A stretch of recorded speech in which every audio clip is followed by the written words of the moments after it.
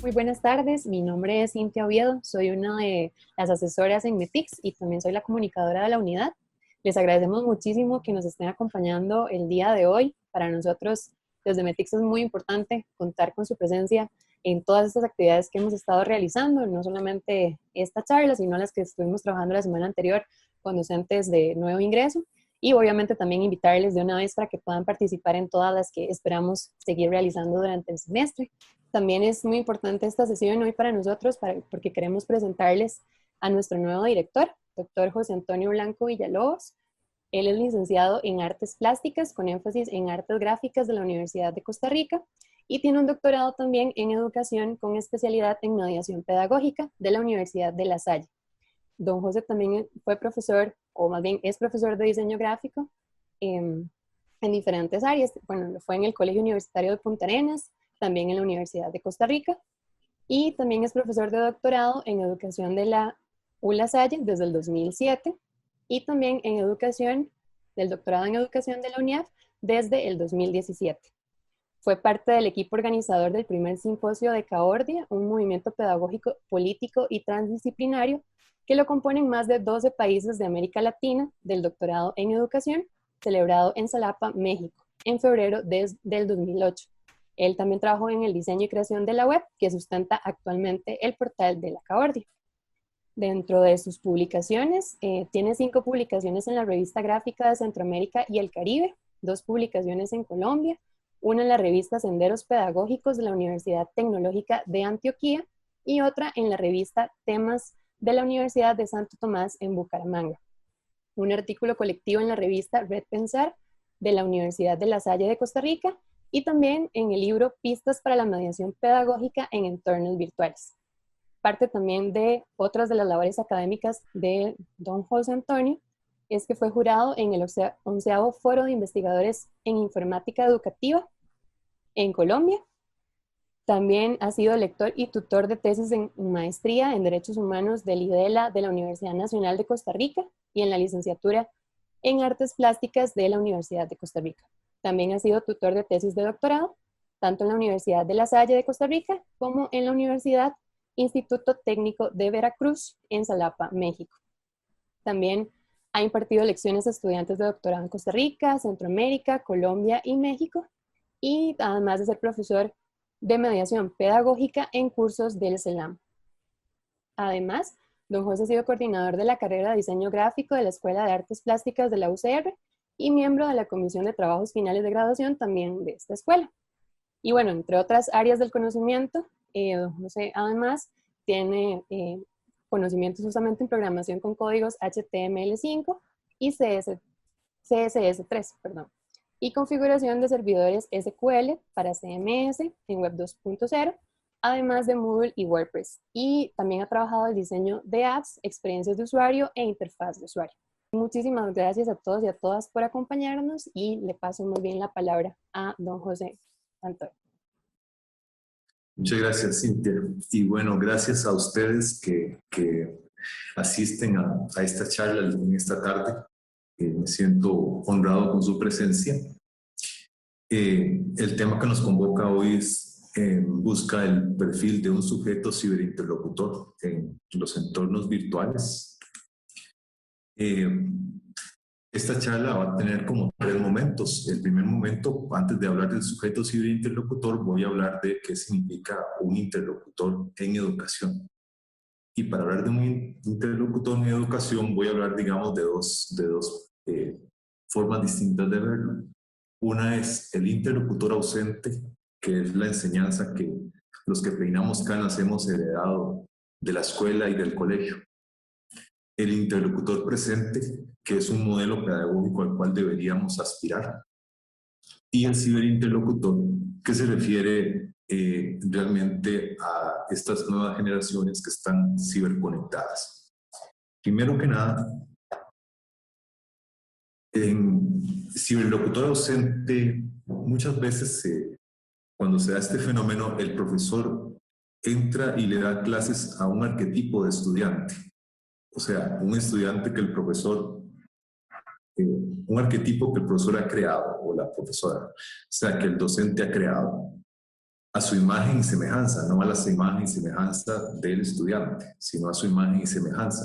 ¿Quién es este arquetipo? Es el estudiante estudioso, que me entiende todo lo que yo digo como yo lo digo, que estudia mucho, lee mucho, me saca buenas notas, produce, y entonces, aunque sea una minoría, esa minoría valida la forma en la que yo hago lecciones. En parte esto también se debe a que el sistema trabaja con la normalización. O sea, la normalización lo que presupone es que, aunque hayan diferencias entre las personas, finalmente la educación va a hacer que todos se vean y piensen igual. Y eso se traspasa de hijos a padres y de padres a hijos. Todo el mundo se vería igual. ¿Por qué? Porque se normaliza para decir, todo el mundo pues, maneja los mismos conceptos, todo el mundo es igual y a todo el mundo se le educa igual. Pero lo que pasa es que en algún momento llegamos a un choque generacional. La generación X es la gente como yo, personas que más o menos rondamos los 50 años,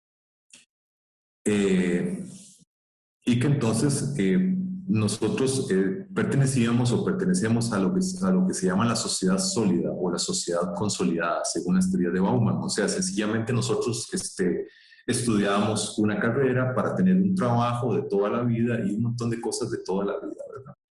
Básicamente, para nosotros el mundo es la estabilidad.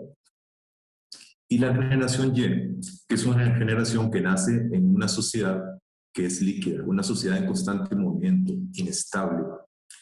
Y entonces estamos pasando de los modelos, por decir así, de las grandes empresas a modelos en liquefacción, por ejemplo, como el emprendimiento. En este choque generacional, digamos, surgen hasta estos memes, que es una forma de bullying, ¿verdad? Que dicen, no te quejes de tus proyectos de investigación, este era mi Google. Seguro muchos y muchas de nosotros tuvimos que utilizar estos ficheros que los jóvenes desconocen. Un día hablaba yo con mi hijo y sobre esto, sobre enfocarse a la hora de usar Internet. Y él me decía, papá, bueno, a nosotros debieron habernos enseñado a usar ficheros primero y darnos Google después. Eso es porque a veces la gente, los X experimentamos, digamos, un gran enfoque cuando estamos investigando, porque nos acostumbraron a investigar con los ficheros. Lo que pasa es que ahora en la posmodernidad, enfrentamos una gran cantidad de información simultánea y una tratando de invalidar la otra, y entonces en esta vorágine de información es muy, pero muy difícil concentrarse en este momento y que la juventud logre realmente muchas veces encontrar información. Y ahí voy al tipo de profesor que tenemos que ir creando, ¿verdad? O sea, el tipo de profesor que tiene que irse dando cuenta de que el cambio generacional no es que ahora tenemos gente más joven, ¿no? O sea, el cambio generacional también significa que esta gente está enfrentando un mundo muy distinto del nuestro. Cuando un profesor se para frente a un auditorio con 100 estudiantes y dice, de esta clase solo 10 personas pasan y hay 100 estudiantes. Ustedes se imaginan si ese profesor fuera capitán de barco. ¿Usted abordaría? A mí me parece que una de las primeras cosas, o por lo menos yo como consigo yo la educación, siempre digo, mira, soy como un capitán de barco. Si voy a acompañar pedagógicamente a los sujetos estudiantes, yo debería procurar colaborarles en que pasen al otro lado del mar. Entonces, cuando el sujeto es ausente, cuando el interlocutor es ausente, sencillamente es porque el profesor no conoce su contexto o tal vez no le interesa. El año pasado en pandemia, muchos estudiantes enfrentaron el problema de que sus padres perdieron el trabajo en medio de las lecciones. No sé cuántos nos dimos cuenta de esta clase de cosas, de las situaciones difíciles. Hubo gente, yo tuve una estudiante que me pidió tiempo, profe, ayúdeme con el tiempo porque tengo que trabajar. En mi casa hubo un desempleo y tengo que trabajar. Si el estudiante se acerca, es porque uno le ha demostrado que puede confiar en que uno de alguna manera es accesible. Vamos a ver un corto rapidito para ver qué pasa cuando un profesor transforma su praxis del interlocutor ausente al interlocutor presente.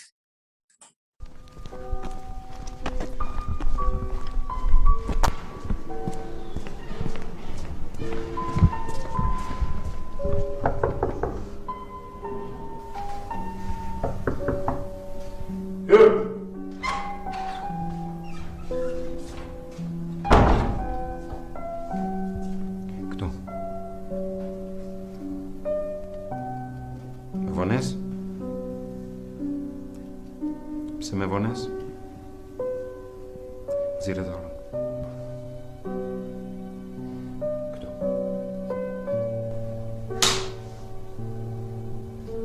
Shkardam. Edhe mos e përsërit më. Qetësi.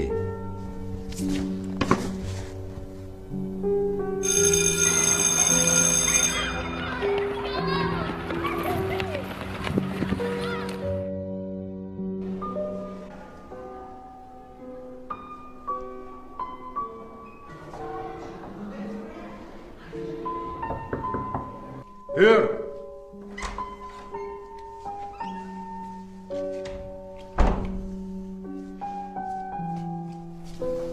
Prap me vones.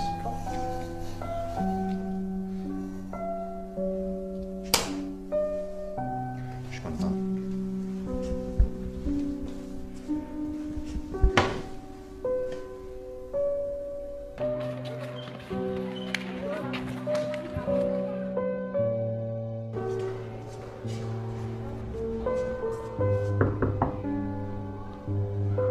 Hyr!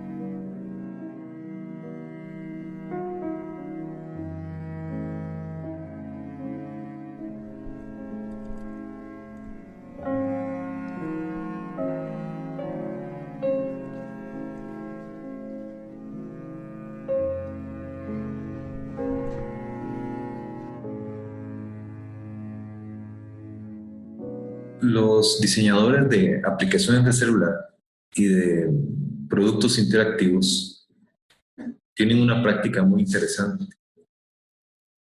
Nunca asumen cómo es el público, investigan cómo es. Tratan de averiguar siempre a quién están dirigiendo el producto.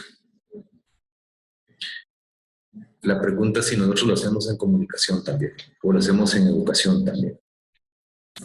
Porque la lección en virtualidad de alguna manera tiene que ver con las lógicas interactivas de la Internet.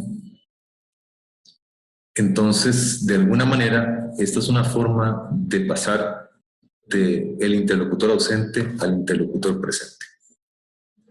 Vamos a hacer un intermedio para compartir percepciones sobre esta primera parte de la charla. Y justo estaba poniéndoles por ahí en el chat que si tienen algún comentario específico o algo que quieran también que podamos ver sobre esta parte del interlocutor ausente, lo podemos comentar. También teníamos por ahí el comentario de Andrea Collado que dice que todavía estos ficheros que estábamos viendo se usan para custodiar bancos de preguntas de algunas pruebas estandarizadas de altas consecuencias, como las pruebas de especialidades médicas en los posgrados en medicina, por ejemplo. Todavía existen por ahí algunos, ¿verdad? Pero efectivamente muchos y muchos no los utilizamos, ya parte de una generación también, como nos decía don José. También nos dicen por ahí, muy importante, los alumnos muchas veces tienen mucha incomodidad para recibir lecciones virtuales. ¿Puedo hacer una pregunta? Sí, claro. Adelante. Mi nombre es René Mora, Escuela de Ingeniería Química. Buenas tardes. Pues, yo acabo de entrar y estaba viendo lo que están comentando y tal vez como la pregunta es, todos los que somos docentes en algún momento fuimos estudiantes. Yo soy docente de Ingeniería Química y yo fui estudiante de Ingeniería Química hace 25 años. Entonces hay cosas que habrán cambiado, pero también hay cosas que son, de hecho yo veo que siguen siendo parecidas. Es más, hay algunas cosas de los profesores que yo tuve que precisamente trato de evitar, porque no fueron buenos ejemplos, algunos de los profesores que tuve hace 25 años. Entonces, en ese sentido, digamos que el docente se puede poner en los zapatos del estudiante, me parece a mí, y incluso tratar de mejorar el ejemplo que uno tuvo, de los profesores que uno tuvo. Ese es mi comentario, me pregunta. Muchas gracias, René. Sí, lo que pasa es que usted tiene razón, es un modelo que heredamos, o sea, es un modelo enseñante, yo le digo modelo de enseñanza como mostrario de información, o sea, un modelo enseñante, donde como el sujeto es ausente, entonces simplemente se le enseña el arquetipo. Y entonces lo que yo espero es que todos y todas las personas estudiantes cumplan con el arquetipo que yo he creado a mi imagen y semejanza, y no exactamente, digamos, que ver yo las particularidades, pero es un modelo que hemos heredado. Lo heredamos de la escuela, de la universidad, de nuestros profesores, y vemos gente hacerlo todavía el día de hoy. O sea, estos videos existen porque esas cosas se siguen dando, no es por otra razón, ¿verdad? Y por ahí en el chat estaba leyendo... Justamente, don José, perdón, iba a sumar en eso de los comentarios también que nos están haciendo, que efectivamente, como nos dice Nadia Ugalde, el esfuerzo de la población estudiantil fue admirable. Muchos recibían las clases desde el celular y sobrellevaron muchas presiones de su entorno. También nos decía Marcela antes que las casas, por ejemplo, pueden ser pequeñas con solo una computadora para todos, por ejemplo. También nos pregunta Carla, que esto es un tema bastante importante, es docente nueva en esta modalidad y dice que le interesa conocer las dificultades que pueden enfrentar los estudiantes en la modalidad virtual. Más bien, de hecho, les invitamos también a quienes tuvieron experiencias el año anterior que le puedan también contar un poco a Carla cuáles fueron esas situaciones que ustedes vieron, ¿verdad? Que realizaron el año pasado. Sí, no, José. Bueno, yo casualmente ahora que lanza esta pregunta y los otros comentarios que leíste, el año pasado yo estaba dando un curso y los estudiantes tenían que exponer. Y un estudiante me dice, profe, yo lo que tengo es un celular, ¿cómo hago con la presentación? Yo le dije, pásemela por WhatsApp, yo la proyecto en la pantalla y usted expone. Y así lo hicimos. Me la pasó por WhatsApp, yo la proyecté desde mi computadora y la persona expuso perfectamente sin mayores complicaciones. Yo creo que hacer empatía le ayuda con la situación del estudiante, pero sobre todo hay una cosa aquí importante. El estudiante tiene que tener confianza en la persona docente. Hay que tratar de sacar el miedo de las aulas. El miedo es un elemento tácito que está presente en el acto educativo. Tal vez no lo hemos reconocido, pero ahí está tácito.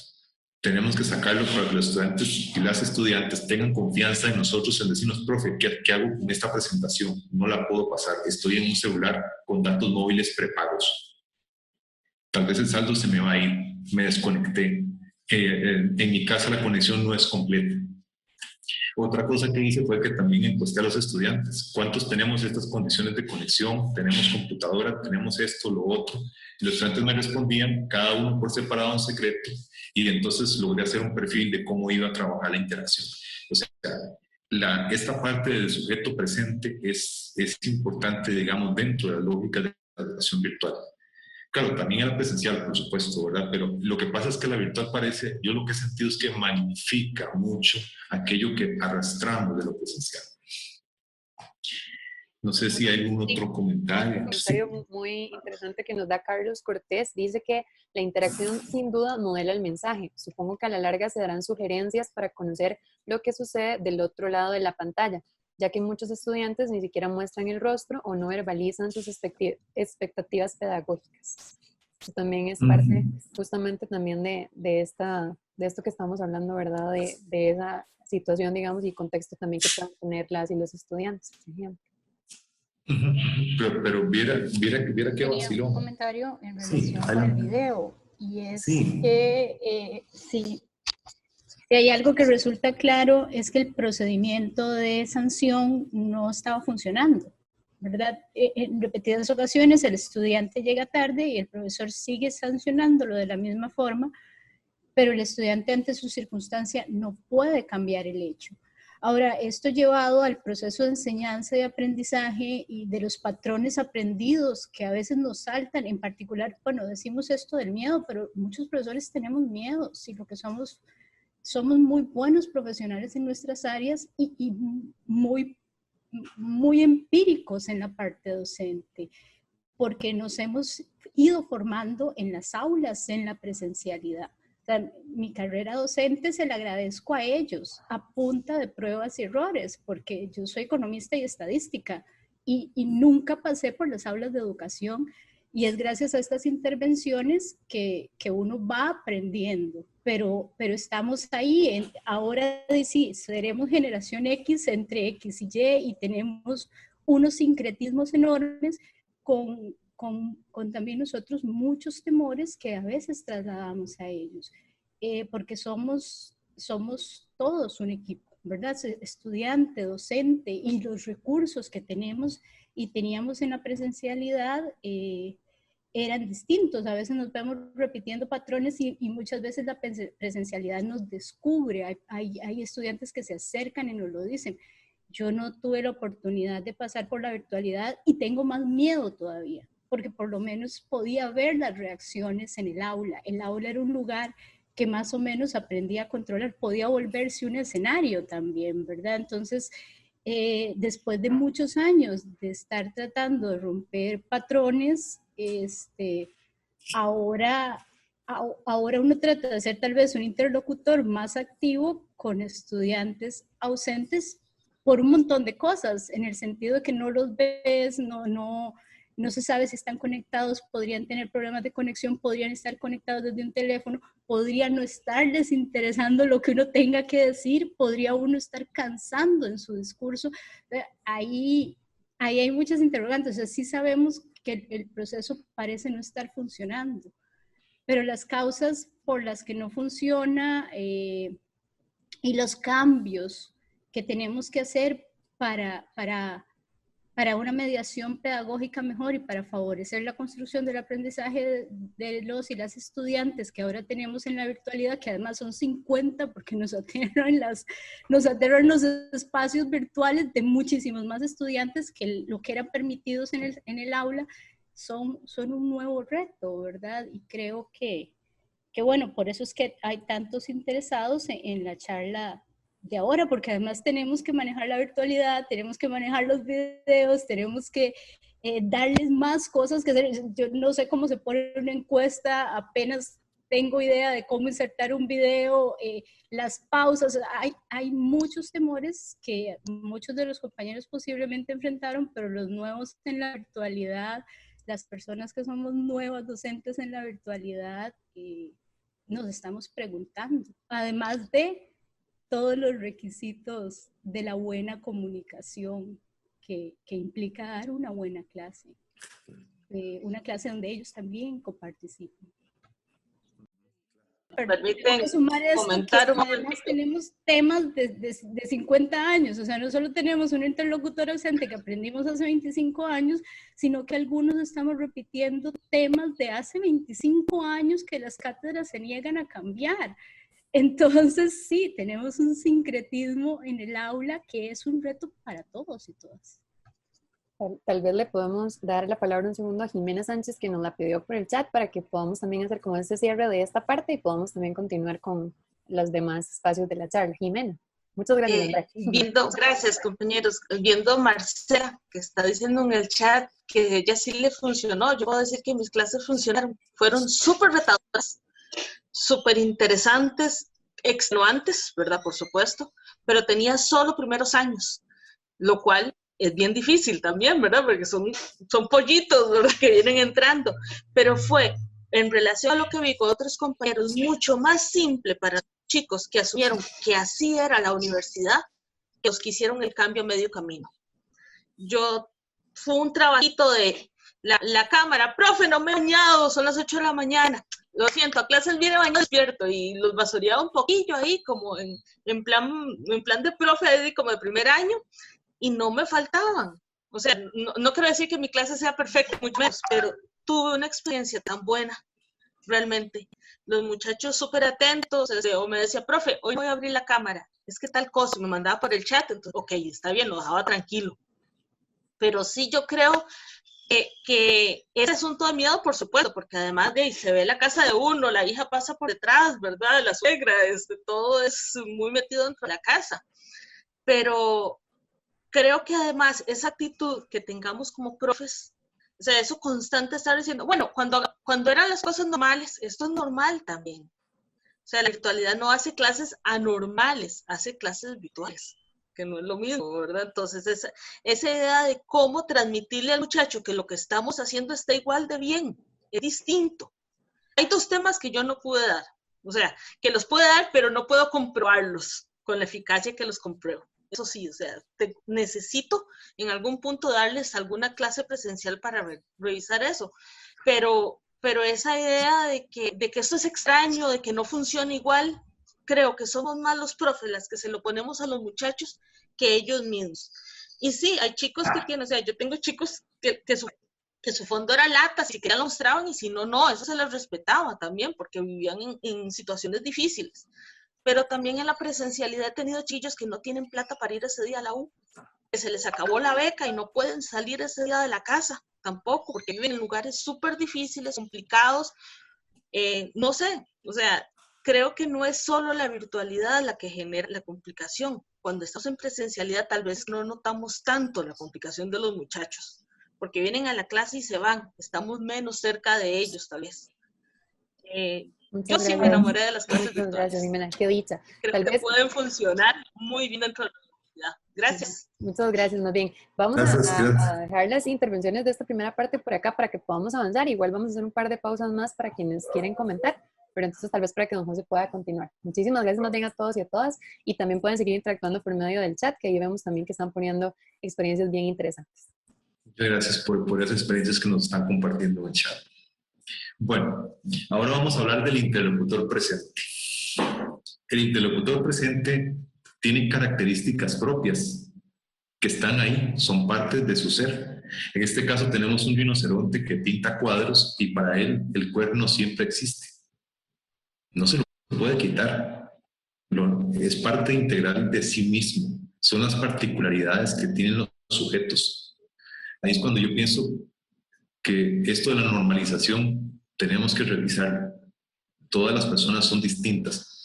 A mí me hace una gracia, yo hablaba un día con un psiquiatra amigo mío que le decía, es que yo no suelo hacer adecuaciones porque para mí cada persona aprende diferente. Entonces me dice, entonces usted le hace adecuación a todos, ¿verdad? Es como la historia en la que terminan estas cosas. Y yo creo que todas las personas aprenden diferente. Es más difícil, sí, pero es parte del tema.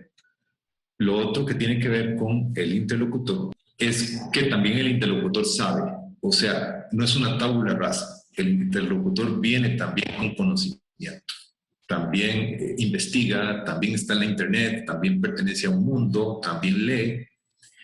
Y entonces ese profesor, que es el profesor del siglo XIX, proveedor de información o conocimiento, está en crisis. También es importante comprender que no todo el mundo lo sabe todo, ¿verdad? Comprender aquello que aún no se conoce, ¿no? Entonces vemos aquí el caso de este chiquito. No, tita, no era cerrar las ventanas de la casa para ver el icono de Chrome, ¿verdad? O sea, también tenemos que comprender que no todo el mundo maneja las mismas experiencias, los mismos conocimientos, y que también esos estudiantes son personas que igualmente tenemos que atender como buenos capitanes de barco. Que también en los interlocutores hay distintos puntos de vista según el contexto. El contexto es muy importante. Vemos este cuadro, hay dos mujeres, ¿verdad?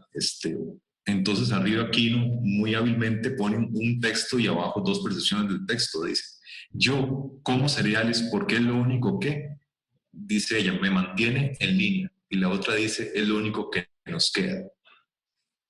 Entonces mis hijos, claro, los cereales no les bastan y entonces comen y beben muchas porquerías como raíces, gusanos, dices agua infectada, dice ella, y la otra dice chocolates, papas fritas, gaseosas, qué sé yo.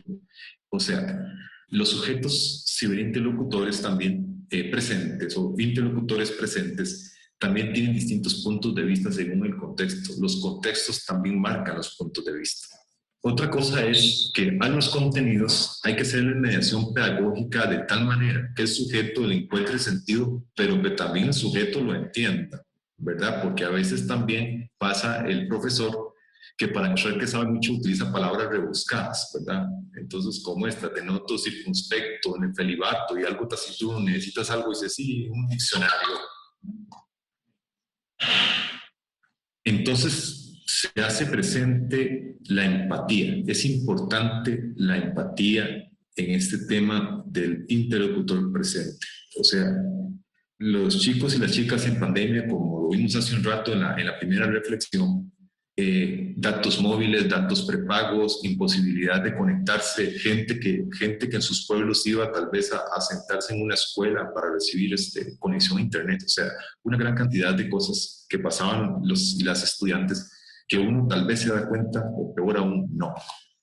Y también que el acto educativo tenga sentido para el sujeto, o sea, las personas o los sujetos interlocutores cuando están presentes siempre hay alguna manera de motivarles, hay algo que siempre les motiva, hay algo que siempre, digamos, les llama tremendamente la atención y entonces también uno puede echar mano de esos intereses para el acto educativo.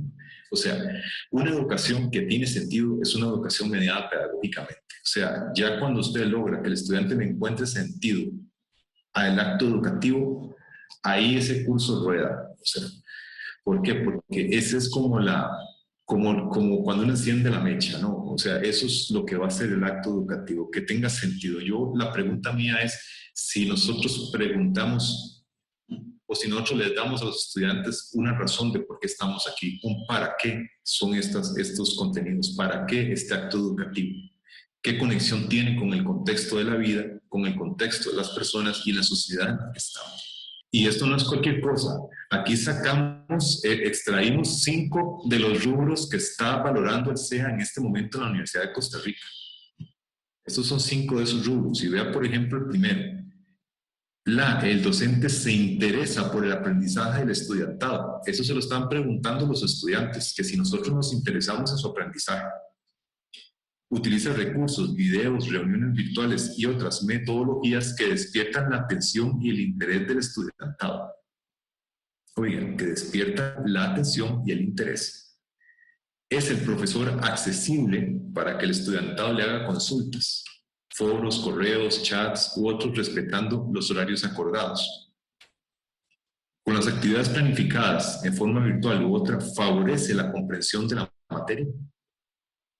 Desarrolla los temas del curso en forma clara y precisa, mediante videos, reuniones virtuales y otras. O sea, hay un interés de la misma universidad en hacer pedagogía y esto lo están evaluando. O sea, si nosotros nos interesamos porque el sujeto aprenda, es algo que se está evaluando. Bueno, después de esta parte hacemos otro intermedio para sus comentarios, para que nos retroalimenten en el chat. Ok, ahí está Jorleni Salas, que nos quiere hacer un comentario. Gracias, Jorleni. Buenas Ana, tardes. buenas Contarles tardes. una pequeñita experiencia que tuve hace muchos años. Siempre les preguntaba a mis estudiantes, ¿me entendieron? Y un día dije, porque tan buenísima soy que nadie me pregunta, o sea, también lo hago, ¿verdad? Entonces un día, como un experimento, decidí cambiar la pregunta. Y pregunté, me expliqué. Y ese cambio tan pequeñito en la forma de preguntarle a ellos trasladó la responsabilidad hacia mí, porque si yo ahora levantaba la mano el estudiante y me decía, no, profesora, no se explicó, entonces yo era la culpable, digamos, y él se sintió más en confianza y algo tan pequeño, algo tan simple como eso en el ejercicio de la clase, significó que ellos se abrieran, hubiera más retroalimentación de la clase, estuvieran más anuentes a preguntar, a aclarar dudas, que antes cuando yo preguntaba, ¿entendieron? Entonces, quería contarles la experiencia porque a mí me ha servido muchísimo que los chicos participen cuando me pongo la responsabilidad sobre mí y no sobre ellos. Muchas gracias, Jorleni. Sí, definitivamente, eso es un gran aporte. O sea, cuando uno llega y dice, me expliqué, me doy a entender. Porque si usted dice me entiende, usted le está diciendo directamente a la persona que no es capaz de entender. Uno está hablando de una incapacidad del estudiante. Cuando uno dice, me explico, estoy diciendo, yo como mediador pedagógico soy o no soy capaz de hacerme entender. Excelente, Jorleni, eso es un gran aporte. Hay varios comentarios, don José. Hay uno muy interesante que nos da Gabriela, que dice sobre este asunto de ser accesible, porque es percepción a veces también del estudiantado. Por ejemplo, en el caso de ella dice que contesta correos y foros, pero no da el celular. Entonces, a ojos de los estudiantes, no soy accesible porque ellos quieren hablarme por WhatsApp como otros docentes, y ese no lo tengo disponible para ellos. Eso está muy interesante porque, bueno, tal vez ahí para contarles, por ejemplo, la aplicación Telegram, digamos, en caso de que ustedes quisieran, pueden crear grupos de trabajo con sus estudiantes sin necesidad de poner su teléfono celular, sino que se hace con un enlace que las personas pueden entrar y no tendrían, digamos, su teléfono, digamos, como una recomendación que tal vez después les podemos contar un poquito más, pero en el caso, digamos, de que quisieran generar estas interacciones, pero efectivamente también, pues obviamente poniendo a disposición de los estudiantes otros métodos de comunicación, pues también a veces queda eso que nos dice Gabriela, que puede ser muy subjetivo.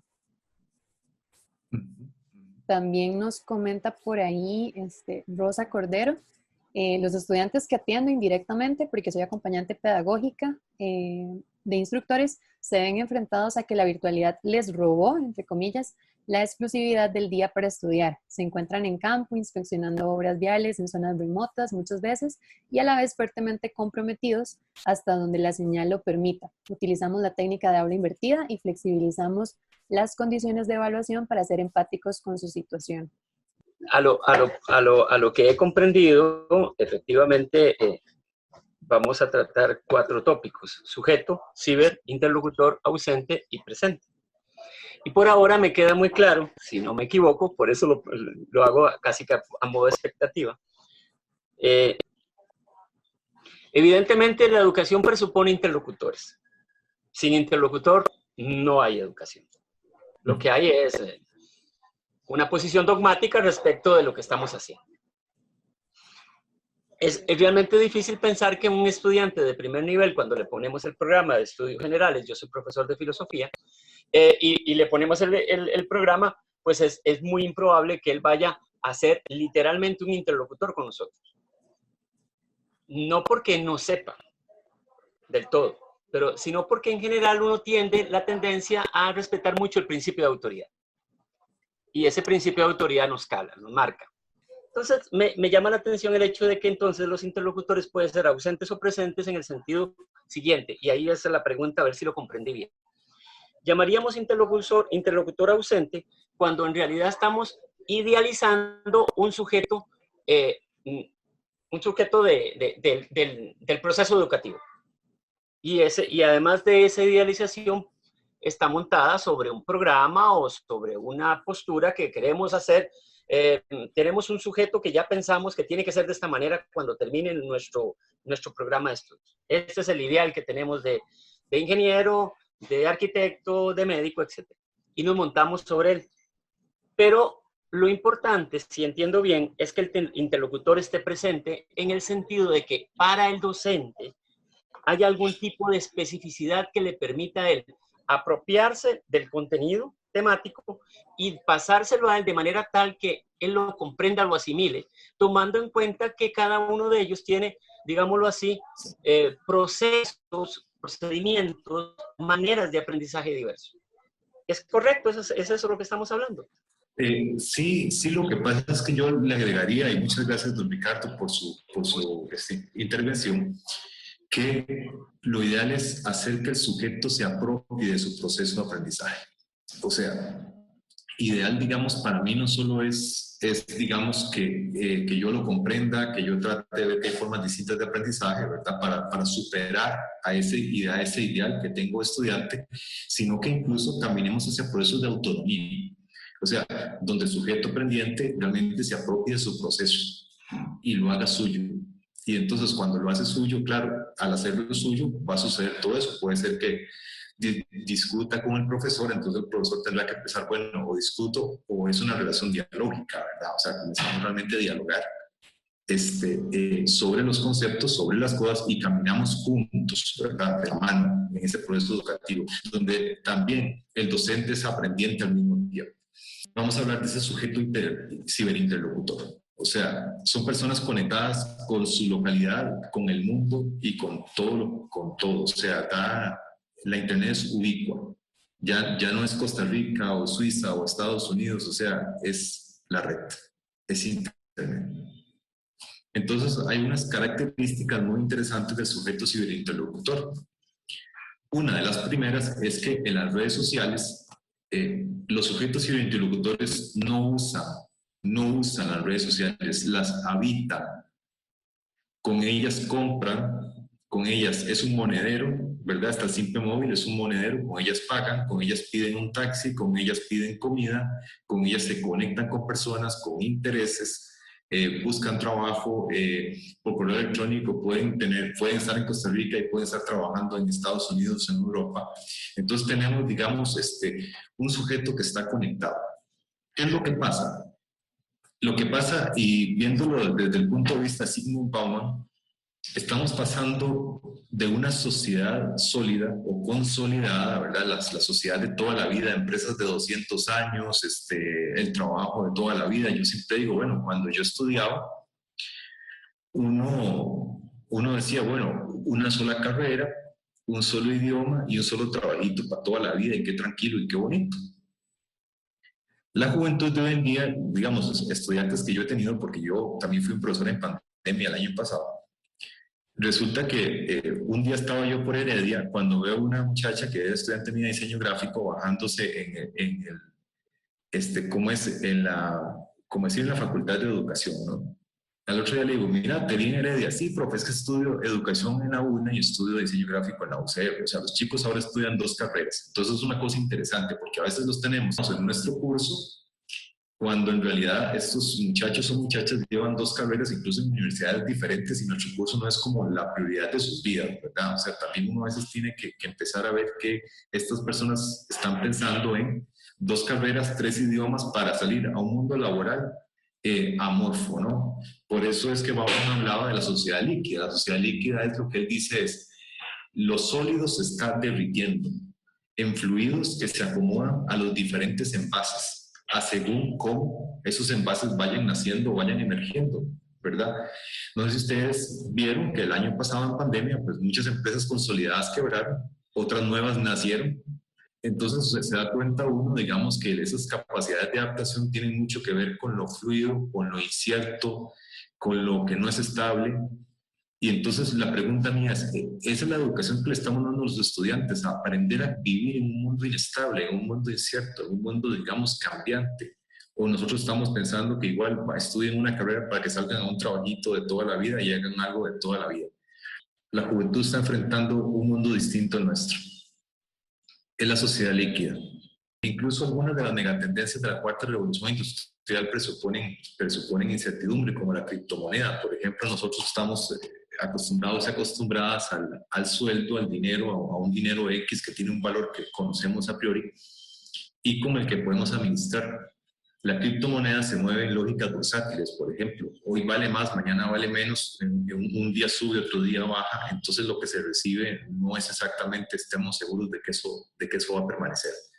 Entonces estamos en una sociedad donde ya lo permanente no es exactamente como que está en el juego. Entonces, nuestros y nuestras estudiantes, por ejemplo, están moviéndose en lógicas donde están estudiando en la universidad 2 carreras, 3 idiomas y no saben siquiera si eso les va a significar trabajo o estabilidad o si emprenden o no. Hay mucha incertidumbre con respecto al futuro. Y estas personas, y todos nosotros y nosotras, somos de alguna manera un yo colectivo, seres hologramáticos. Dice el complejólogo francés Edgar Morin que nosotros somos individuo, sociedad y especie. O sea, el individuo pertenece a una sociedad y esa sociedad establece la cultura en la que el individuo se mueve, pero también está en una especie. Un día mi hijo, cuando era chiquitito, como de 7 años, me pregunta, papá, ¿por qué yo no puedo hacer como el león, comerme así un pedazo de carne cruda, la verdad? Y le digo yo, porque algún ancestro nuestro decidió cocinarlo y desde entonces nuestro estómago ha evolucionado y nosotros simplemente pues ya no podemos hacer esas cosas. Sencillamente nuestra especie también tomó decisiones que arrastramos con nosotros. Entonces el individuo no está solo, o sea, es una tríada constante entre la sociedad y la especie a la cual pertenece. Entonces somos un yo colectivo, un multividuo, como dice Massimo Canevachi. Entonces, a partir de eso me hice 3 preguntas que voy a tratar de responder en esta charla. ¿Qué retos enfrentamos con los sujetos ciberinterlocutores? ¿Cómo concebimos el ejercicio del poder? Porque por ahí ustedes hablaron, por ahí se habló del poder, el poder dentro del ámbito educativo. ¿Y cómo promover el aprendizaje en los entornos virtuales? Pues vamos con la primera. ¿Qué retos enfrentamos con estos sujetos ciberinterlocutores? Pero primero se han tornado prosumidores, o sea, productores y consumidores de conocimiento. ¿Qué pasa con eso? Lo que pasa es que ahora el nuevo sujeto ciberinterlocutor ya no se conforma con recibir el conocimiento, la información o con consumir los libros o consumir las cosas pasivamente. Ahora quiere participar, ahora quiere comentar, y lo hace en YouTube. En YouTube las personas comentan, se suscriben, le dan like, lo hacen también, digamos, en Instagram, las personas le dan like, comentan y guardan. En Facebook reaccionan emocionalmente, comentan cómo es y participan. Entonces, en este momento tenemos estas lógicas. Después también se mueve en una sociedad de liquefacción, lo acabamos de ver en el video. También una reducción del tiempo de atención a un estímulo fijo. Ya no hay, digamos, a un estímulo fijo como una persona hablando monolítica, ya uno no puede guardar mucho tiempo la atención. También usan una mezcla fisionómico-lingüística intratrasalfaicónica, o sea, los emojis y el hipertexto. Permanecen los localismos en medio de la ubicuidad. La ubicuidad es que son ciudadanos del mundo, pero permanecen con culturas locales. Hay un nomadismo digital y un uso transmedial. Voy a explicar cada una de estas características. El prosumidor, como ya les comenté ahora, es un productor y consumidor de conocimiento simultáneamente. Digamos, cuando yo era pequeño, uno veía televisión y uno sencillamente, si a las 4 de la tarde no estaba frente al tele, se perdía el programa y ese programa solamente había un emisor y un receptor y listo. Hoy en día ven televisión y como las televisiones son lo que llaman Smart TV, la persona dice, ay, no me gusta ese programa, me cambio de programa. O me cambio, o estoy en Netflix y estoy cambiando constantemente y veo lo que quiero a la carta. Estoy en YouTube, veo el video, lo comento, produzco, tomo ese video, lo cuelgo en un blog que tengo y entonces estoy produciendo constantemente conocimiento y la escuela no va en ese sentido, la universidad no va en ese sentido. O sea, tenemos estudiantes acostumbradas a reaccionar en sus vidas cotidianas, digamos, a los materiales diversos que llaman su atención o que tienen interés y nosotros no trabajamos en lógicas de prosumidor cuando hacemos actos educativos. También la sociedad está en liquefacción, ¿verdad? Por ejemplo, un ejemplo de eso es la criptomoneda o también, como leí un día por ahí, la uberización de la economía. Pero también dice Bauman, recordemos sin embargo que todo esto no debería llevarse a cabo para acabar con los sólidos definitivamente, o sea, no es acabar con todo lo que esté consolidado, la universidad seguirá siendo una universidad, ni para liberar un nuevo mundo de ellos para siempre, sino para hacer un espacio a nuevos y mejores sólidos, a reemplazar el conjunto heredado de sólidos defectuosos y deficientes por otro mejor o incluso perfecto, y por lo mismo inalterable. O sea, lo que Bauman nos llama es, no se trata de eliminar los sólidos, se trata de hacer nuevos y mejores sólidos. Esto es la reducción del tiempo de atención. Pasa un fenómeno muy interesante con esto. Voy a ponerles dos cortos. Uno es el intro de la segunda temporada de Los Picapiedra de 1960. Ustedes van a ver aquí que la narración es que Pedro Picapiedra sale del trabajo y en una serie de peripecias y varios mandados y problemas que tiene, ingresa a su casa, estaciona violentamente el carro en la cochera, va al sillón, en el sillón sucede algo y enciende el televisor. Recordemos esta narración, así como se las acaba de decir. Pero hay un detalle que hay que fijarse. Todo el recorrido de Pedro es en un solo plano. Siempre vemos una sola persona moverse en un mismo plano.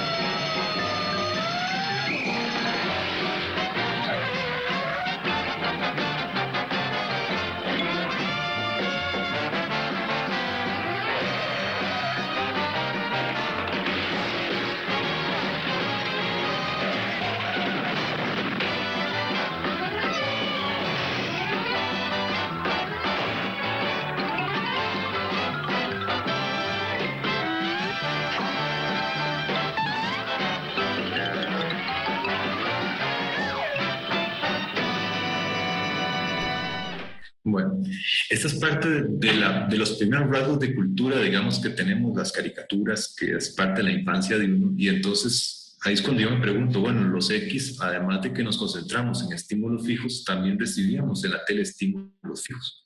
O sea, la misma televisión era un estímulo fijo.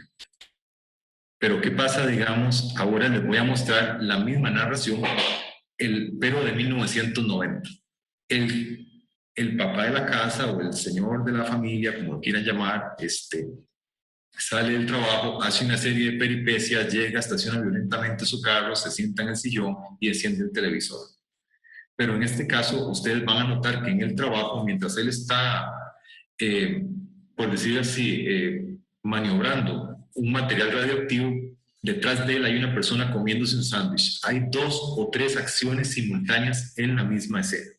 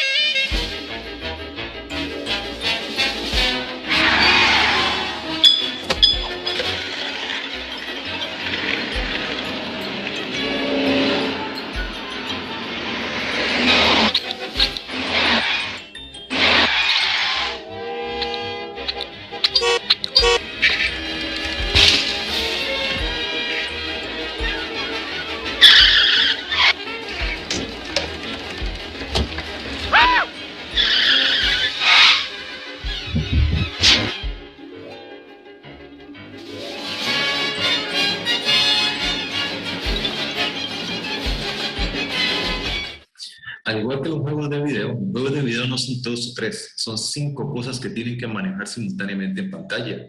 Están manejando el lugar donde están jugando, están manejando manejando las vidas por un lado, los puntos ganados por otro, cuánto le queda de munición para el arma, abajo del mapa.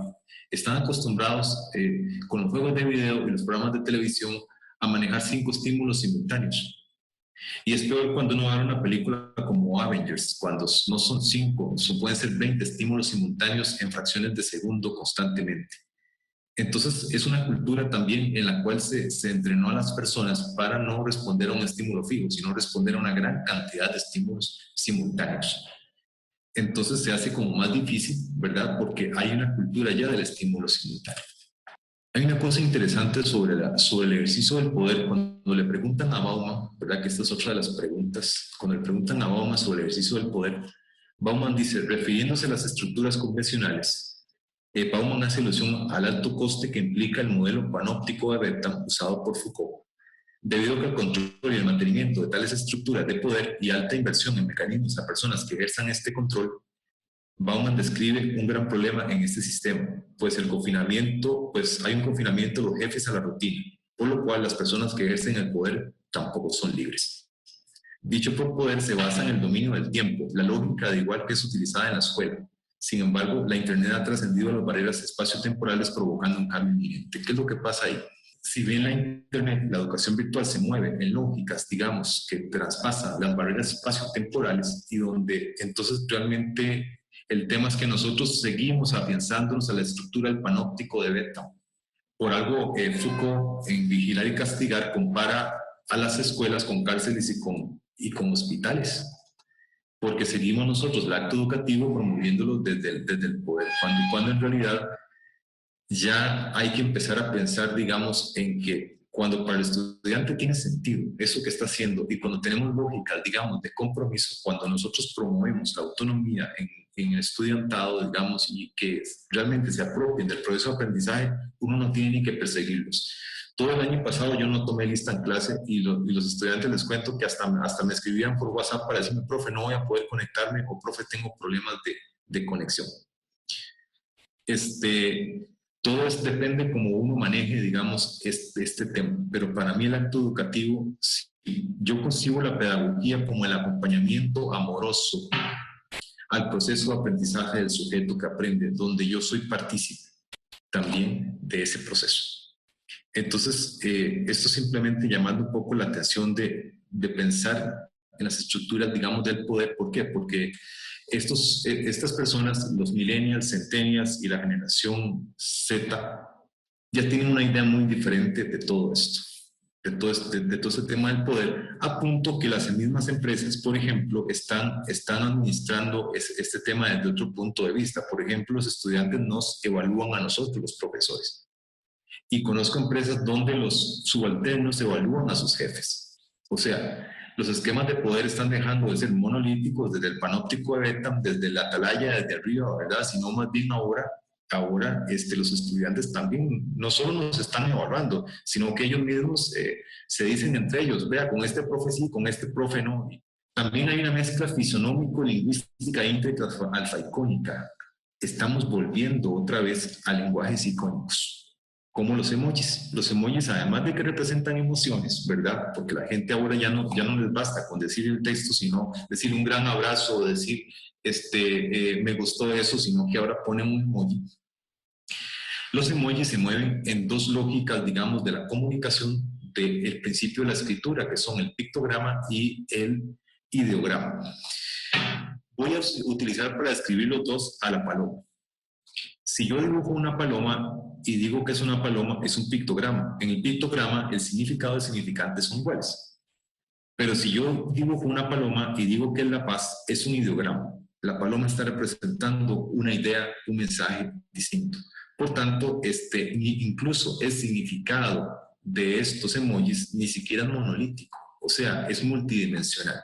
Vemos, pero por supuesto que aunque los emojis son globales, los significados pueden ser locales, ¿verdad? Como en este caso, ¿verdad? Que dice, a caballo regalado no se le busca diente, dice el de arriba, ¿verdad? O el otro, más vale pájaro humano que 100 volando, o más sabe el diablo por viejo que por diablo. Esta clase de ejercicios, digamos, de reconocimiento de mensajes a través de los emojis, finalmente también responden a lógicas locales, a pesar de la ubicuidad, digamos, que tienen elementos del lenguaje. ¿Por qué? Porque es un lenguaje, como dice Massimo Canevaci, intra y tras alfaicónico. También viven en nomadismo digital. Ustedes se han dado cuenta ahora en la virtualidad de que nosotros mismos, sus profesores, por supuesto estamos transmitiendo la clase desde el lugar que pusimos en la adenda, ¿verdad?, de trabajo, porque si no, no nos cubre el seguro, pero pudimos haber transmitido el aula desde un hotel de playa, o desde una casa de montaña. En realidad podríamos transmitir la clase desde cualquier lugar que tenga internet. Probablemente, si bien algunos chicos tenían situaciones difíciles, probablemente más de uno también recibió clases, digamos, en condiciones muy distintas a las habituales. Porque lo que pasa es que la ubicuidad de la internet nos permite hacer nomadismo digital. Estamos aquí, pero, o sea, vamos a clases a San Pedro, por ejemplo, de Montes de Oca, en la Rodrigo Facio, pero estamos en este momento en Punta Arenas, en Guanacaste, en San Carlos, en otro lado, pues, ya sea porque estamos de vacaciones o ya sea porque nuestra casa queda en el Cerro de la Muerte, como sea, ¿verdad? Entonces tenemos también que se mueven en lógicas no solo líquidas, sino de nomadismo digital.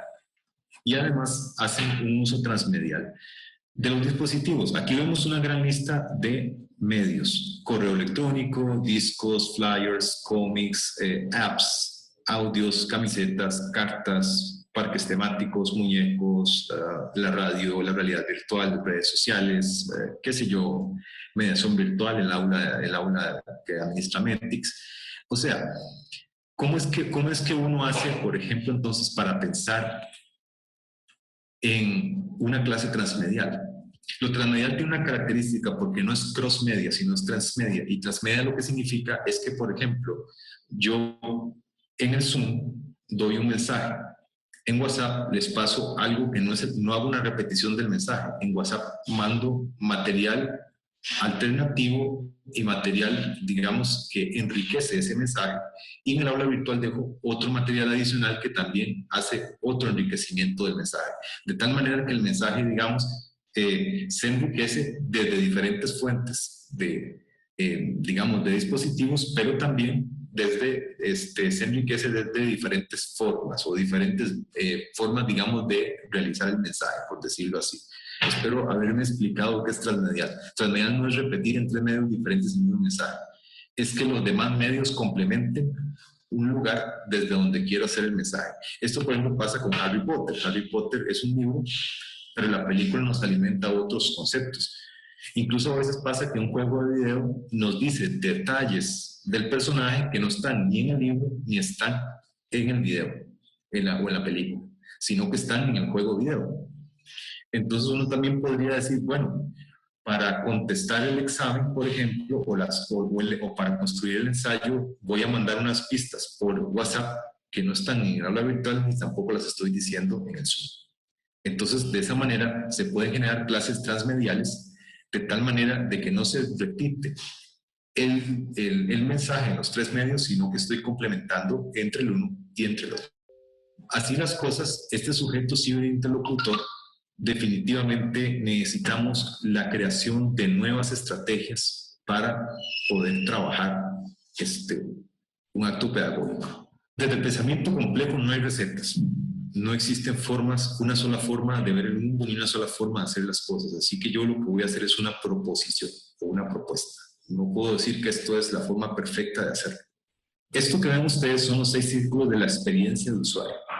Lo que voy a tratar de hacer es pensar en el diseño de una experiencia educativa desde el punto de vista de cómo los diseñadores de aplicaciones para celular hacen las aplicaciones de celular, que ustedes ven que los chicos y las chicas los usan de forma voluntaria y están muy contentos de usar esas cosas. Para James Kelvin hay 6 puntos en el diseño de una experiencia: la persuasión, el comportamiento, el diseño visual, la usabilidad, la interacción y el contenido.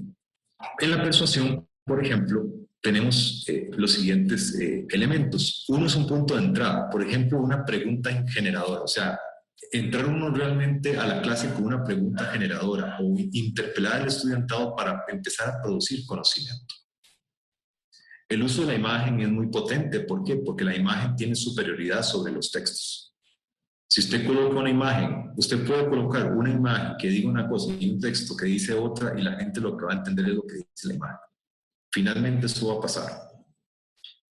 También el storytelling, la calidad de la narración, la forma en la que expreso el contenido. O sea, el contenido se puede expresar de unas mil maneras, pero esa calidad de la narración puede atrapar o puede aburrir. Enmarcar es otra forma interesante, usar estrategias para resaltar aquello que es más importante. Y también promover la participación en foros, en conversaciones y en otra clase, digamos, de medios. El otro círculo es el comportamiento. Por ejemplo, hay características como la disonancia cognitiva. Reflexionar, por ejemplo, a partir de una pregunta incómoda, ¿verdad? O sea, decir uno, bueno, hago una pregunta que genere, por ejemplo, conflictos éticos o que genere conflictos existenciales, o que, por ejemplo, me pregunto, ¿cómo tomo decisiones? La expectación. Contar por etapas el contenido generando expectación, que siempre la gente quiera saber qué sigue. O, por ejemplo, la ley de Higgs, hacer una secuencia de navegación que agilice la búsqueda. ¿Qué es lo que pasa? La ley de Higgs dice, yo debería acomodar la navegación o los contenidos de tal manera de que la gente no pierda tiempo decidiendo cuál es el siguiente paso, sino que lea o encuentre la información de manera eficiente. La inmersión también es cuando usted logra que el tiempo pase desapercibido, que usted dice, ¿y a qué hora se fueron 3 horas? ¿A qué hora se fueron 4 horas? ¿Verdad? Es como empezar a practicar esto. Y la jerarquía de necesidades. Según Abraham Maslow, vean que aquí usé el enmarcar. Enmarcar es interesante porque siempre lo lanza uno a buscar otra parte. Por ejemplo, Maslow dice que hay 5 etapas en las necesidades de los humanos. Entonces dice que primero, en la más de abajo, es necesidades fisiológicas o básicas. Y después siguen las necesidades de seguridad. Maslow dice que si usted llena esas 2 necesidades, digamos que sobrevive como criatura, o sea, como ser humano. Pero que además uno tiene necesidades sociales, desarrollo afectivo, asociación, aceptación, afecto, intimidad sexual, todo esto. También tienen necesidades de autoestima, reconocimiento, confianza, respeto, éxito y necesidad de autorrealización, que es el desarrollo de todo mi potencial. La pregunta mía es si nosotros en el acto educativo realmente estamos pensando en que cada cosa que hacemos llene todas estas necesidades o solamente nos ponemos en las que están marcadas abajo. Son, digamos, preguntas de reflexión que simplemente uno se las tiene que hacer. Yo no voy digamos, a tratar de responderlas porque no puedo saber, cada uno de nosotros es un profesor o una profesora con todas nuestras características. Somos interlocutores o sujetos presentes, con un contexto y un entorno. Entonces James Kelly dice que para que mi sitio, para que el producto que yo tengo llene esa pirámide, yo necesito que sea funcional, o sea, que el estudiante lo pueda utilizar, que sea confiable, que también confíe en ese producto, que sea utilizable, o sea, que lo pueda usar, que pueda entrar, que pueda ver las cosas y que también, pero sobre todo vean que la pirámide más grande es que sea placentero. Usabilidad. Yo puse esta cafetera, bueno, cualquiera diría, es la hora del café. Pero la Dolce Gusto, a mí me encanta usarla de ejemplo, porque para los diseñadores de experiencias, ellos siempre tienen una cosa interesante. Dicen que uno debería reducir lo que se llama la carga de rendimiento. Quiere decir que todo sistema que yo utilice interactivo se tiene que usar el mínimo de esfuerzo mental y el mínimo de esfuerzo físico para yo entender cómo funciona. Entonces, si mi aula virtual, por ejemplo, es complicadísima de que el estudiante encuentre los contenidos, entonces no se va a mover. La Dolce Gusto a mí me gusta porque con un solo botón usted saca capuchinos, mocachinos, expresos y toda clase de cafés con un solo botón. O sea, la idea es rapidísima, la idea es fácil, pero la navegación. Eso no quiere decir que los contenidos sean fáciles, ni quiere decir que los contenidos o que lo que yo espere o mis objetivos de aprendizaje sean fáciles. Quiere decir que yo lo que voy a facilitar es el alcanzar esos objetivos o esas intencionalidades. Yo prefiero llamar intencionalidades de aprendizaje. La interacción. A veces la interacción es tan complicada como este tablero, mando de juegos, no sé qué, ¿verdad? Que está aquí. Es tan complicada que ya no sabemos qué hacer con ella. Cuando nosotros acomodamos los materiales en nuestras aulas virtuales, también hay que pensar que sea fácil de encontrar, fácil de navegar y fácil de adquirir los materiales que están ahí. Porque si hacemos demasiado enredada la navegación dentro del sistema, ya estamos fallando en un concepto de interacción. Pero para mí la interacción no solo es del estudiante con el aula sincrónica, sino también la interacción que tengamos nosotros dentro de el Zoom, por ejemplo, ¿verdad? La interacción que tenemos con los sujetos aprendientes en los foros, en chats, en WhatsApp, qué sé yo, en cualquier forma que tengamos, digamos, de hacer educación virtual. El contenido. Dice tanto Connie Malamet, que es una experta en experiencias de aprendizaje canadiense, como James Kelly, dicen que el cerebro no puede agarrar toda esa vorágine de contenido y tratar, digamos, de procesarlo todo al mismo tiempo. Entonces proponen lo que se llama un chunking o un troceo. O sea, agarramos la gran cantidad de contenido y la troceamos en categorías y en listas, digamos, más comprensibles. O sea, también hay que hacerle, por decir así, un filtrado a la información y acomodarla de tal manera de que su consumo y la producción a partir de su consumo, digamos, sea razonable para el sujeto que aprende. Bueno, y hasta aquí ha sido esta charla. Me gustaría que empecemos a compartir. Yo sé que tal vez esta última parte fue como volando, y si ustedes quieren que en algún momento la desarrolle, cómo desarrollar experiencias de aprendizaje a partir de interacciones, se puede desarrollar una charla solo con respecto a eso, ¿verdad? Pero quería por lo menos dar un vistazo hacia posibilidades que tenemos, digamos, de hacer una educación virtual más interactiva, más acorde a los mundos fluidos e inciertos que tienen los y las estudiantes en este mundo fluido y este mundo posmoderno en el que se encuentran inmersos. No sé si podemos ir compartiendo. Hay algunos comentarios que nos dieron hace un ratito, antes casi que empezando más bien esta parte. Gabriela Chavarría nos dijo que el docente tiene como parte de su papel mostrarles que la información no es conocimiento y que el conocimiento se construye entre todos. Eso es quizá una de las funciones más importantes. El docente no desaparece desde esta perspectiva. Eso totalmente. De hecho, también a partir de ahí también Juan Chin nos comentó eso que mencionó de que el curso que les doy puede no ser la prioridad del estudiante. Me deja reflexionando. Puede ser la realidad y hay que aceptarlo, pero entonces me deja pensando sobre el enfoque que debo asumir. Es decir, son 5 horas a la semana de nuestras vidas a las que todos tenemos que invertirle mucha energía. René también nos hizo unos comentarios, René Mora, que dice que me pregunto si hace 100 años estarían hablando en forma similar sobre la incertidumbre del futuro y los cambios acelerados. A veces la historia es cíclica.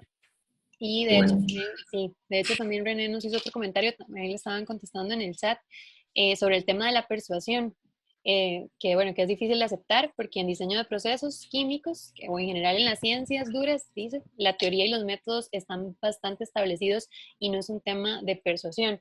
Ahí le comentaba, creo que fue Andrea, que no creo que sea el contenido el que tiene que ser persuasivo, sino el discurso, la forma en la que se entregan los contenidos. Tal vez es un poquito por ahí, ¿verdad, don José? Exacto. O sea, yo creo que yo tal vez hice al final esa observación de que no significa que tenemos que bajar el nivel de los contenidos, ¿verdad? Para nada, ni el nivel de la exigencia. De hecho, la exigencia es la casa que el estudiante dé lo mejor de sí. Es acompañarles, interactuar y hacer la clase más interactiva, más amigable para que el estudiante crezca más. Yo creo, o sea, nosotros no vamos a cambiar la química, vamos a cambiar los materiales como estamos, la exigencia que tiene que tener un profesional de la Universidad de Costa Rica. Lo que podemos hacer es cambiar la forma de acompañarles a que mejoren su proceso, a que se apropien de su proceso y a que crezcan como profesionales y como personas. Gracias. Sí, yo creo que este concepto del estudiante presente, de ese interlocutor presente, implica también un cambio de paradigma de docente y un cambio de paradigma de programa universitario o de universidad. Cuando nosotros pensamos en que el estudiante se vuelve un agente en el aula y que el estudiante tiene capacidad de elegir, de pensar y que queremos que se interese, pensamos en un modelo de universidad más flexible, donde el docente tiene también más empoderamiento sobre el programa del curso que imparte. La tendencia en los últimos años ha sido al control, ¿verdad? Yo necesito controlar qué se imparte en cada curso, necesito controlar qué se hace en cada cátedra o en cada programa. Si nosotros comparamos nuestro sistema con el modelo estadounidense, por ejemplo, cuando un estudiante entra a un programa, tiene un eje temático, pero puede escoger los cursos que va a matricular dentro de ese bloque temático. Y así sucede en cada bloque temático. No tiene un script tan rígido como el que nosotros tenemos, donde solamente los cursos optativos, que son una mínima parte, la puede elegir el estudiante. Entonces, esa rigidez del programa en sí limita a que el estudiante se vuelva un agente activo que elige. Y lo mismo sucede a nivel programa. Por ejemplo, yo me matriculo en un programa de bachillerato en inglés y yo no tengo opción de matricular con libertad cualquier curso de psicología o cualquier curso de ingeniería o lo que se me interese, ¿verdad? Lo que me interese. Entonces esto limita al estudiante en un mundo líquido donde ahora se da cuenta de que en este mar de información que tiene, resulta que en Internet tiene más libertad para ver qué lee, qué aprende, a qué se expone, qué produce. Entonces, yo siento que nosotros, ojalá en el futuro, flexibilicemos el concepto que tenemos de programa universitario o el concepto que tenemos de universidad en cuanto a lo que el estudiante puede seleccionar y cuánto le damos rígidamente establecido, ¿verdad? Muchísimas gracias, está interesantísima la charla. Gracias a usted, Diana, ¿verdad? Por ese aporte tan maravilloso. Sí, totalmente de acuerdo. Tiene que ser también un enfoque universitario, ¿verdad? Que es como lo que tenemos que ver, hacia dónde nos vamos a mover también con todo esto del aprendizaje híbrido, ¿verdad? Que es parte también de lo que vamos a seguir compartiendo con ustedes. Marigen y después Carmen para cerrar. Marigen. Bueno, me alegro mucho de ver tantas caras conocidas en esta reunión y me gusta que estemos haciendo, aunque sea de esta forma, contacto personal. Bueno, yo quiero hacer una intervención muy breve. Primero felicitar yo le digo Tony porque lo conozco hace mucho tiempo, a Tony por estar aquí. Muy contenta de que sea parte de METICS. Creo que es una persona que va a traer muchas cosas buenas a METICS. Y también, bueno, quería ser breve porque tengo otra reunión, pero quería decir que yo creo que en cualquier proceso educativo, lo primero que tenemos que tener claro es que estamos trabajando personas con personas. O sea, partimos de esa premisa y por más que cada una de las unidades académicas en las que trabajemos, en los lugares donde estemos, tengan culturas como muy institucionalizadas con respecto a los que son paradigmas de aprendizaje, tenemos que recordar eso. Creo que tenemos una ventaja en este momento y es que ya pasamos un año desde que empezó la pandemia y que tuvimos que hacer ese proceso de inmersión de emergencia en los procesos digitales. Ya tenemos mucho más avanzado que antes.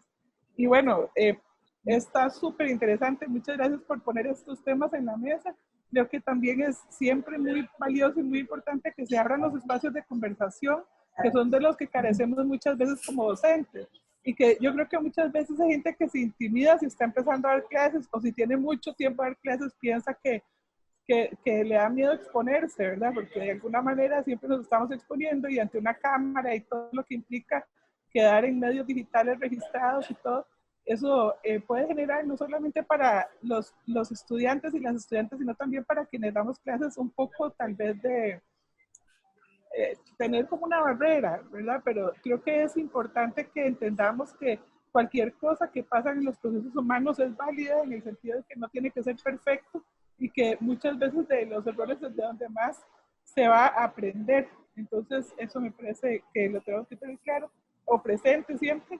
Y me parece súper interesante los temas que están planteados desde aquí y que se pueden extender mucho más y que ojalá que se puedan seguir abriendo estos espacios. Muchas gracias y mucho gusto verles. Muchas gracias, María. Gracias María, y un saludo afectuoso, ¿verdad? Que sí, como lo dijiste, nos conocemos hace mucho rato ya. Tal vez entonces para ir cerrando, doña Carmen Aguilar tiene un comentario, nada más ahí en el chat, por si no se inscribieron al inicio, está un formulario también para que puedan registrarse sus correos electrónicos en caso de que quieran que les enviemos más información y para que estén también atentos a otras actividades. Doña Carmen.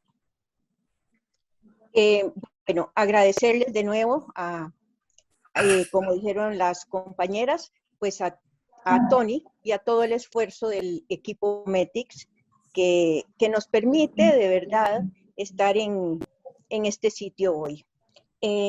Yo quisiera compartir un par de palabritas que nos quedan en la docencia como son la solencia, que es lo que se suele hacer y hemos venido y estamos acostumbrados a hacer. Y los invito a abrazar la palabra insolencia, que es exactamente lo que a veces nos hace falta por temor, porque no conocemos o por lo que sea, pero esa insolencia de hacer lo que no ha sido la costumbre también es válido. Es válido crecer sobre todo junto con los estudiantes, que ellos son nuestros grandes maestros. Y entonces, en esa ilusión de crecimiento y de la insolencia de hacer cosas diferentes, pues creo que es válido. Yo no soy una habitante de la tecnología, soy una migrante pulseadora y todo se vale. Gracias, Tony. Gracias a todos. Andrea Collado pregunta que si hay espacios donde pueden consultar, ¿verdad? Sobre estas cosas. Vean, para quienes gusten, esta charla, como ustedes verán, tiene un paper donde están explicados estos detalles que se han expuesto el día de hoy. Entonces, además tiene un paper, tiene otros papers y tiene además un libro, Pistas para Mediación Pedagógica en Entornos Virtuales. La dirección es ucr.academia.edu/Tony Blanco. Dice don Ricardo Alberto Soto, dice que sería conveniente profundizar lo referente a cómo promover el aprendizaje del sujeto ciberinterlocutor. No sé si don Ricardo está, pero hacia Insta, ya lo vi. Sí, lo que me refiero es que hubo ahí una consulta de alguien a propósito de las ciencias duras, pongo comillas, ¿verdad? Y lo hago con toda la maldad del caso.